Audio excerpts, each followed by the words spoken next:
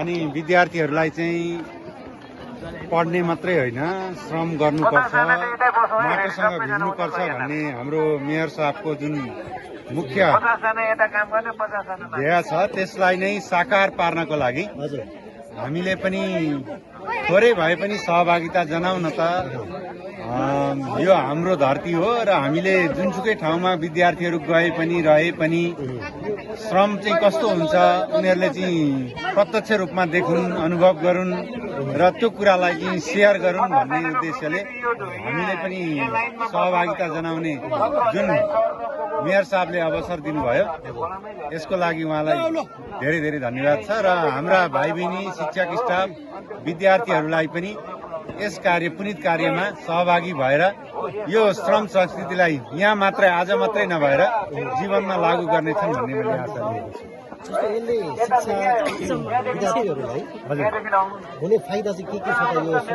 अब विद्यार्थीहरूलाई चाहिँ श्रम गर्नुपर्छ र श्रमको महत्व के हो भन्ने कुरा चाहिँ उनीहरूलाई चाहिँ थाहा हुनेछ र भविष्यमा कुनै पनि ठाउँमा उनीहरू कुनै क्षेत्रमा पुगे तापनि श्रमलाई चाहिँ सम्मान गर्ने, श्रमलाई चाहिँ आफूसँग राख्ने, अरूलाई सिकाउने प्रवृत्तिको चाहिँ विकास हुन्छ भन्ने मलाई लागेको छ। मेयर साहबले शिक्षा नीतिको पनि कुरा गर्नुहुन्छ हजुर र अब यो श्रम संस्कृतिको विषय अथवा पाठ एउटा भनौँ न होइन पनि समावेश गर्नुपर्छ पनि भन्नुहुन्छ। तपाईँलाई के लाग्छ उहाँको त्यो भनाइ?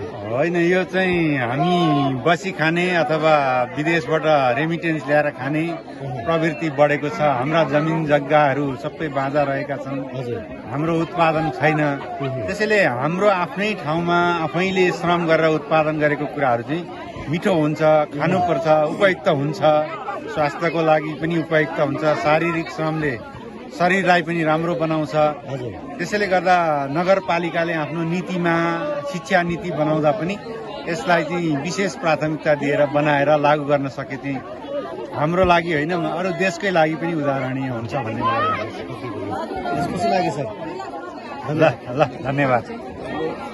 ठिक छ ठिक छ यता मिसहरू पनि हुनुहुन्छ कि उहाँहरू टिचर होइन उहाँहरू टिचर हो।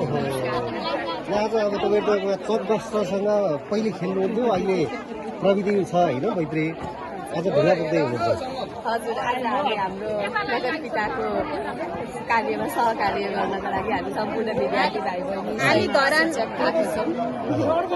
धरान विकासमा हामी एकदमै अगाडि जुटेछौँ। अस्ति त बिरुवाहरू पनि रोप्न हामी आएको थियौँ। अब गोड मेल यसो पानी लगाउन हामी धरानी जनताहरू सधैँ सपोर्टरमै छौँ।